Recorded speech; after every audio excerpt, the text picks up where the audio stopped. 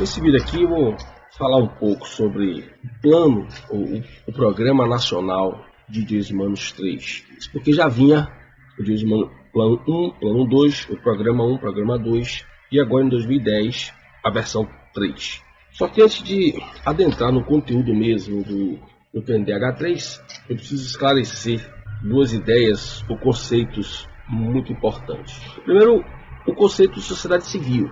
Não há uma unanimidade a respeito da criação desse conceito, mas aqui eu vou tomar como referência o século XVII. Lembrando que ali, século XVII, ainda no século XVIII, a sociedade civil tem duas perspectivas importantes. A primeira é o que significa de fato esse termo civil. Significa uma sociedade criada pelos homens, através da razão, o racionalismo moderno, mas também associada a isso está a ideia teológica de oposição a uma sociedade inspirada por Deus. O esclarecimento desse conceito, aí vem as diversas definições, Hobbes, John Locke, enfim, tem as diversas definições de sociedade civil que estavam voltadas para um freio para com o Estado, uma forma de fazer prevalecer, inclusive, os direitos naturais.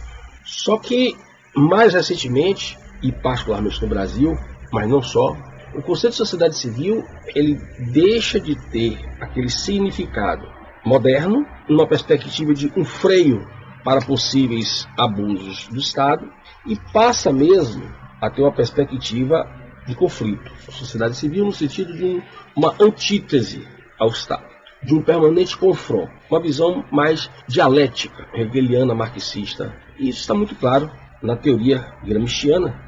E está muito claro que hoje o conceito mais badalado de sociedade civil é o conceito gramsciano, no Brasil e no mundo.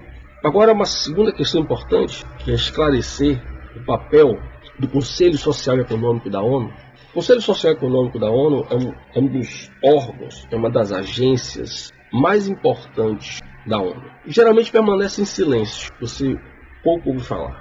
Mas é através dele que, pouco a pouco, desde os anos 60, a Rússia e a China começaram a introduzir ideias comunistas nas atividades, nos documentos, na percepção da Organização das Nações Unidas. É a partir do Conselho Social e Econômico que, por exemplo, vai surgindo pouco a pouco e se espalhando pelo mundo a ideia de que o crime é um problema social, de que o crime se dá na sociedade capitalista porque ela é capitalista. Todo esse direcionamento ideológico, eles vão se dar exatamente através do Conselho Social e Econômico.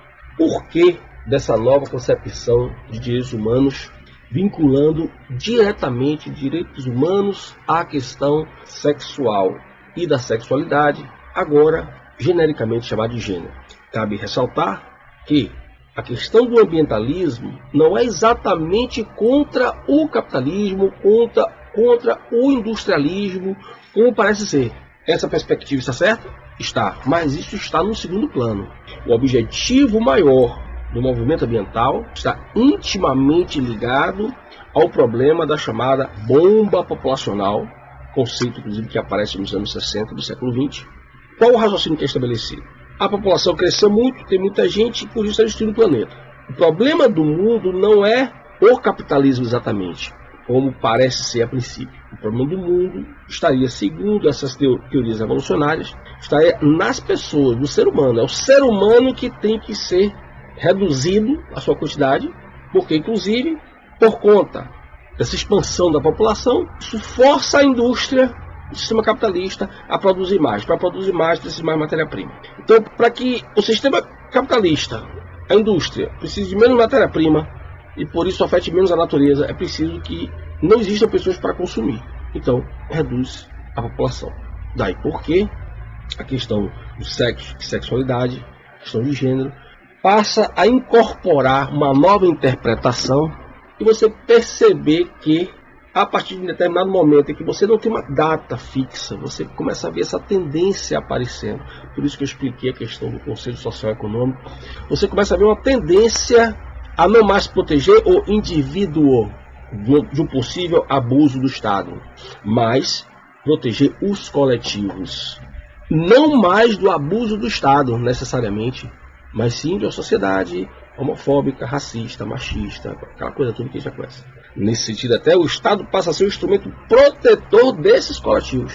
Daí porque ser necessário, as agendas são resultados de todo um processo de discussão internacional entre ONGs revolucionárias, bancadas pelas grandes corporações, e supostos órgãos ou agências da ONU, que se dizem também representantes, defensores de uma paz entre as nações. Na verdade, é uma licitação de cartas marcadas, porque as mesmas corporações que bancam as ONGs e as fundações revolucionárias são essas mesmas corporações que estão por trás também, orientando inclusive quem irá ocupar os cargos em determinadas agências ou órgãos desse circuito Organizações das Nações Unidas. Então, na verdade, é um debate entre iguais, todo mundo do mesmo time. E aí que em 2010 aparece no Brasil o plano, ou Programa Nacional de Direitos Humanos 3. Se você pesquisar na internet, você vai ver, inclusive, que são colocadas coisas bonitinhas, do tipo,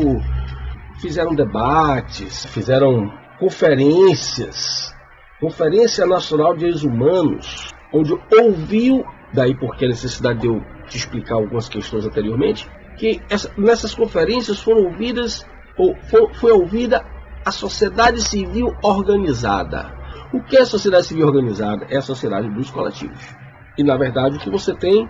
ONGs, longamanos do poder financeiro, econômico, mundial, que atuam aqui no Brasil com nomes brasileiros, mas que estão a serviço dos Rockefellers, dos Jorge Soros da vida, e de todos esses grandes milionários que bancam essa revolução socialista. Então, sociedade civil organizada, que é um conceito, inclusive, que está na Lei de Diretrizes Básicas do Ensino Brasileiro, onde sociedade civil e o Estado, sociedade política, se fundem e formam um só corpo.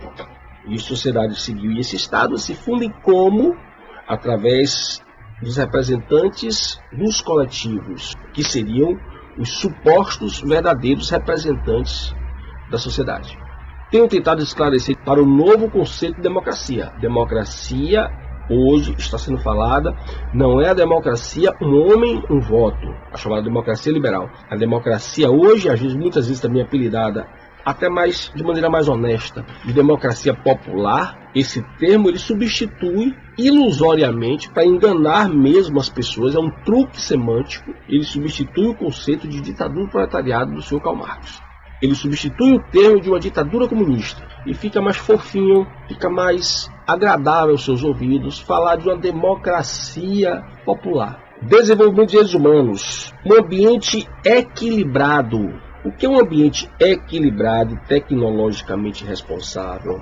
Aí nós voltamos lá para a Carta da Terra. Na Carta da Terra, logo na primeira página, é dito assim: o crescimento sem precedentes da população humana tem sobrecarregado os sistemas ecológico e social. Qual é a saída então? Reduzir a população. As bases da segurança global estão ameaçadas. Essas tendências são perigosas, mas não inevitáveis. E aqui, um pouco mais abaixo, o surgimento de uma sociedade civil global está criando novas oportunidades para construir um mundo democrático e humano. Daí porque a importância entre o ambientalismo, o movimento revolucionário chamado ambientalismo, e esta nova ideia ecumênica de uma religião mundial.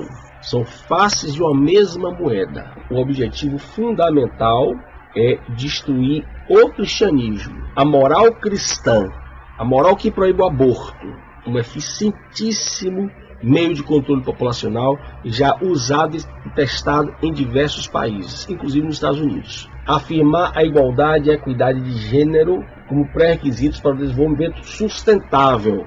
O que é que tem a ver igualdade de gênero com desenvolvimento sustentável? O que é que tem a ver a questão sexo e sexualidade com desenvolvimento sustentável? Está escrito aqui.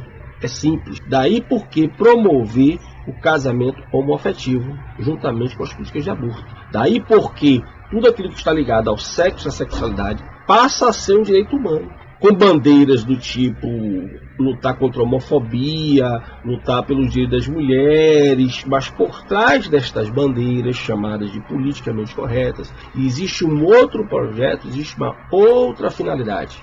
não é proteger ninguém, é usar sim determinados mecanismos para atingir determinados fins das chamadas elites globalistas. Vai ver que um dos últimos redatores dessa carta foi um dos membros da família Rockefeller.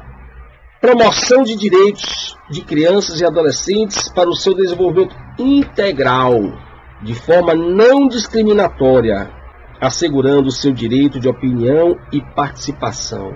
Eu gostaria de chamar a atenção para essas colocações bonitas, que chegam às vezes a nos emocionar, mas são essas declarações, são essas afirmações, são essas assertivas, são essas colocações abertas, que são verdadeiras janelas e portas escancaradas para a implantação de, por exemplo, agendas de gênero.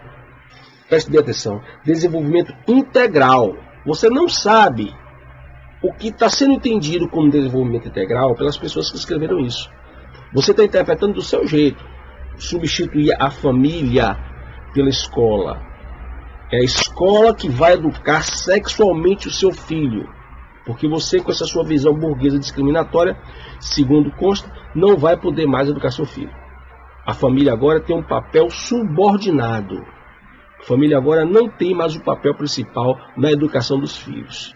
E são afirmações como essas, abertas, amplas, bonitas, mas amplas, que fazem com que outras agendas, como a agenda de gênero, entre nas escolas, entre na sua casa. E aí você começa a ter toda uma política voltada para defender esses chamados direitos humanos, nessa nova versão neomarxista. Centro de Estudos Professor Oswaldo Bastos. Projeto Educação, Ensino e Cultura.